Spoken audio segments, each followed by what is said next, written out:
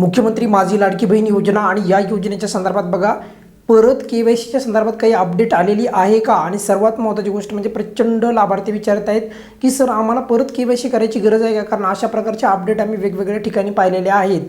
म्हणजे जर तुम्ही एकदा ई केवायसी लाडकी बहीण योजनेची ई केवायसी केलेली असेल तर तुम्हाला परत ई केवायसी करायची आवश्यकता आहे का, याबद्दल अगदी कमीत कमी शब्दामध्ये तुम्हाला माहिती सांगणार आहे। आणि याच्यातनं तुमच्या मनामधला जो काही प्रश्न आहे ई केवायसीच्या संदर्भातला हा अगदी क्लिअर कट करणार आहे। तर त्यामुळे बघा जर तुम्ही यापूर्वी ई केवायसी केली असेल आपल्या या योजनेची लाडकी बहीण योजनेची तर अशा लाभार्थ्यांना म्हणजे सर्वांनाच जे आहे मग परत ई केवायसी करावी लागणार का, या संदर्भातच अगदी कमीत कमी शब्दामध्ये सांगणार आहे।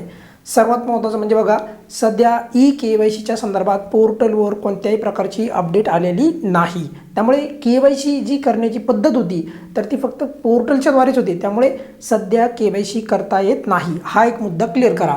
म्हणजे सध्या केवायसी जी आहे ई केवायसी चालू आहे का करणं, तर उत्तर आहे नाही। बरं, जर एखाद्या लाडक्या बहिणींनी ई केवायसी केली असेल, जर एखाद्या लाडक्या बहिणीने ई केवायसी केली असेल म्हणजे कधीपर्यंत, समजा उदाहरणासाठी एप्रिलच्या 30 तारखेपर्यंत, एप्रिल 30 पर्यंत म्हणजे 2026 आता मागचा जो एप्रिल झाला शेवटची तारीख होती केवायसी दुरुस्ती करण्याची आणि सुरुवात झाली जवळपास 18 सप्टेंबर बरोबर, 18 सप्टेंबर 2025 पासून। तर त्या कालखंडामध्ये जर तुम्ही केवायसी केली असेल म्हणजे त्या कुठल्याही कालखंडामध्ये म्हणजे 18 सप्टेंबरपासून किंवा जेव्हापासून केवायसी चालू झाली तेव्हापासून ते केवायसी एप्रिल 2026 पर्यंत या कालखंडामध्ये तुम्ही एकदा जर ई केवायसी केली असेल, तुम्हाला लाभ चालू झाला असेल तर तुम्हाला परत केवायसी सध्या करायची गरज नाही। त्यामुळे तुम्हाला परत केवायसी करायची गरज आहे का, उत्तर आहे नाही। पण तुम्ही म्हणाल की सर आम्हाला आता कधीच करायची गरज पडणार नाही का, तर त्याचंही उत्तर तुम्हाला अगदी क्लिअर कट सांगतो। GR मध्ये काय सांगण्यात आलेलं आहे, ई केवायसीचा जो GR होता त्याच्यामध्ये सांगितलेलं आहे की दरवर्षी बघा दरवर्षी त्यांनी सांगितलं की आम्ही जून महिन्यामध्ये केवायसी घेणार आहोत म्हणजे केवायसी प्रक्रिया चालू करणार आहोत। पण आता नेमकीच जे आहे केवायसी 2026 एप्रिलच्या 30 तारखेला संपलेली आहे। त्यामुळे शक्य आहे का बरं 2-3 महिन्यामध्ये परत केवायसी घेणं, शक्य नाही। त्यामुळे केवायसी कधी चालू होईल, मग आपल्याला परत कधी करावे लागणार आहे, तर जवळपास त्याचं उत्तर येईल बघा दरवर्षी। आता जी पुढची जी आपल्याला केवायसीचा टप्पा येईल तो येईल 2027च्या जूनमध्ये बघा, जवळपास जूनच्या दरम्यान म्हणजे पुढच्या जूनच्या सांगतोय मी तुम्हाला, कोणता 2027चा जून म्हणतोय मी तुम्हाला। तोपर्यंत कोणीही काळजी करायची गरज नाही आणि कोणत्याही प्रकारची जर अपडेट आली तर ती तुम्हाला देण्यात येते, पण माझ्या मते मधल्या वेळेत तुम्हाला परत केवायसी करायची गरज पडणार नाही।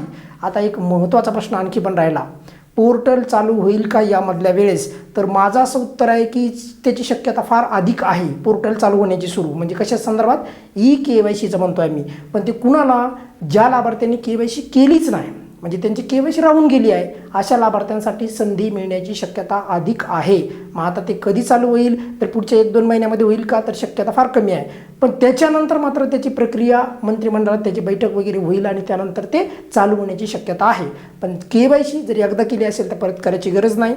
सध्या पोर्टल चालू नाही। काही लाभार्थी म्हणतात सर आमच्या गावामध्ये कोणतरी एक व्यक्ती ई केवायसी करीत आहे, फलाण्या ठिकाणी ई केवायसी चालू आहे, किंवा महिला बाल विकास अधिकारी कार्यालयाला गेल्यावर ई केवायसी होते का, तर उत्तर आहे कुठेही ई केवायसी चालू नाही। कोणी जर म्हणत असेल तर ती पूर्णपणे अफवा आहे, त्यामुळे तशा गोष्टींना कोणीही प्रतिसाद द्यायचा नाही। या व्हिडिओमध्ये आपण इथेच थांबूयात। केवायसी परत करायची का नाही यावर अगदी स्पष्टपणे उत्तर तुमच्यापर्यंत पोहोचलं आहे। 2027च्या जूनमध्येच जाऊन तुम्हाला परत केवायसी करायची आहे। मधल्या टायमामध्ये पोर्टल ज्यांनी केवायसी केली नाही तर त्यांच्यासाठी चालू करण्यासंदर्भात आपल्या चॅनलवर आपण तो मुद्दा मांडणार आहोत। या व्हिडिओमध्ये आपण इथेच थांबूयात। बघा काही अडचण असेल तर नेहमीप्रमाणे कमेंट्समध्ये विचारू शकता। धन्यवाद।